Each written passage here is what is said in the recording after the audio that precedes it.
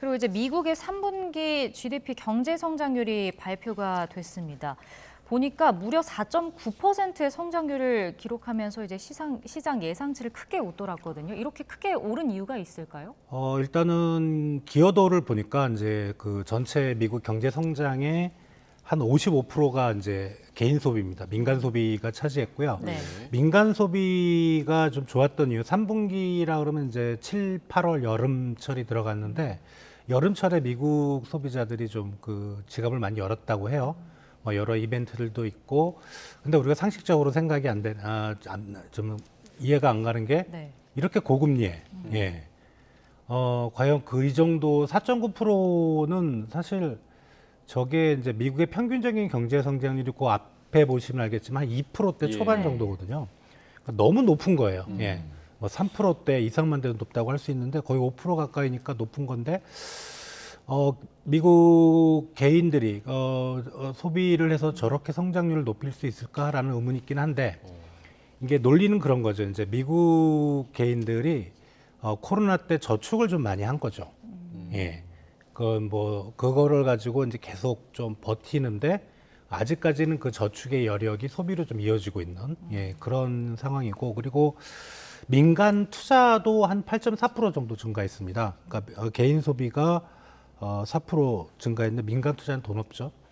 근데 이제 이것도 좀 생각을 해볼 게, 민간 투자를 우리가 이제 설비 투자와 건설 투자로 나눠봤을 때 이 건설 주택 쪽 투자가 늘었거든요. 예. 이 부분이 그렇게 건전해 보이진 않는 거죠. 예. 이런 고금리에서 주택 투자를 한다?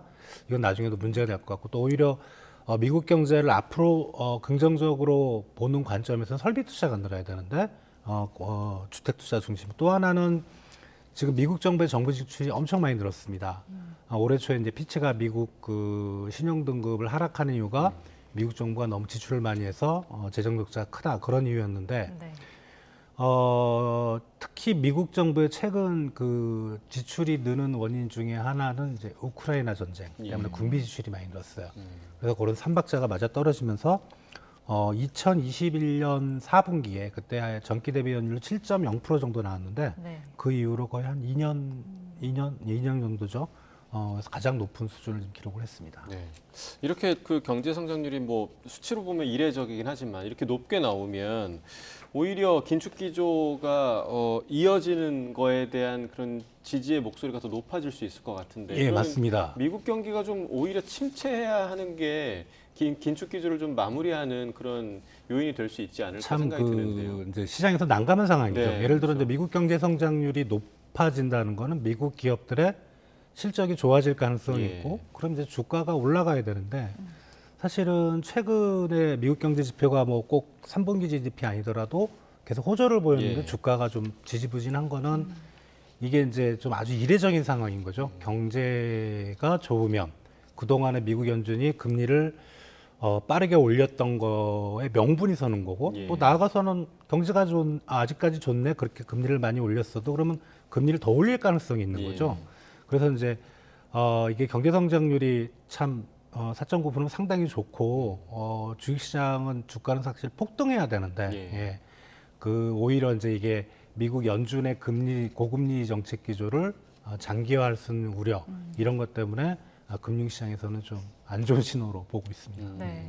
그럼 이제 4분기 같은 경우나 그 이후에 미국 경제는 어떻게 저희가 예상해 볼 수 있을까요? 이게 이제 그 IB들, 그러니까 우리가 흔히 얘기하는 투자은행들, 미국의 글로벌 투자은행들이 이제 몇십 개 그 전망을 해요. 분기별로 미국 경제 성장을 전망을 하는데, 그게 이제 거의 뭐 한 달에 한 번씩은 바뀌는데, 예를 들어 6개월 전에는 지금 3분기 경제 성장률 미국 지금 4.9% 나왔지만 마이너스로 전망을 했었어요. 4분기도 그때 마이너스였고, 근데 한 달 전에는 그게 좀 올라가서 3분기가 한 2%대 초반 정도로 예상을 했거든요. 예. 근데 불과 이제 1, 2주 전에는 이게 마이너스로 전부 돌았고, 이제 플러스 한 5% 정도로 돌았고요. 예. 네. 점점 좀 올라가긴 하는데, 그래도 일관되게 이제 전문가들이나 그런 IB들의 시각을 보면 저도 그렇고 그냥 갈 때까지 갔다. 예.